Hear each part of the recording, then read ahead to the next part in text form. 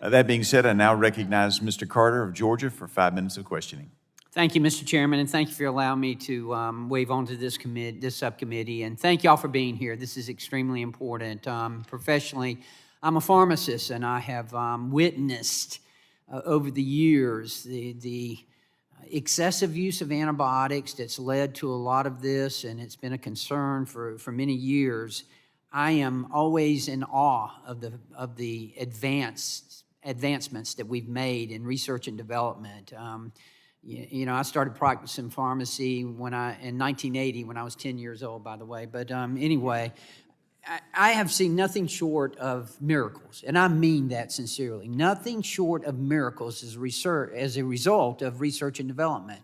And so I'm a big fan of the pharmaceutical manufacturers from that aspect of it, but I'm very, very concerned about the antimicrobial resistance and about the overuse of antibiotics. I get it. I know the pressure that physicians are under when you got a mother who's just been struggling with a child's ear infection and is just demanding that they, and no one was as demanding as my wife whenever she took our sons in. And so I get it and understand that, but this is something, so I'm glad and I'm glad that this subcommittee is looking at that and that our full committee is looking at it because it needs to be addressed. We had an example just 6 months ago where we had some contaminated eye drops that were causing highly resistant eye infections. And this was a never-before-seen strain of bacteria that left patients blind and in need of a corneal transplant. You know, that's the kind of thing we need to avoid in this country. That's why the time now to invest in the pipeline, and I get it. Look, I know we live in a capitalist society, and I know that pharmaceutical manufacturers are going to invest in the drugs that are going to give them and their investors, their stockholders, if you will, the biggest returns. I understand that, and I have a healthy respect for that, but that's where we in Congress need to be assisting and need to be making sure that we've got a pipeline out there of these antibiotics in particular, because they're not as profitable as maybe the cancer drugs are or some of the other drugs. And that's why I was a co-sponsor of the bipartisan Pasteur Act legislation last Congress, and while I am again this year in this session. Mr. Alderson, I wanted to ask you, in your testimony, you said that pull incentives like subscriptions are now needed. Can you dumb that down for me and tell me what pull incentives and subscriptions are? Thank you for making the effort to be at this committee today and waving on. Certainly, you know, the language sometimes is too professorial, and I apologize for that. But for antibiotics, we don't really want the drug that sells to 1 million people or 10 million people, because that would represent a public health disaster.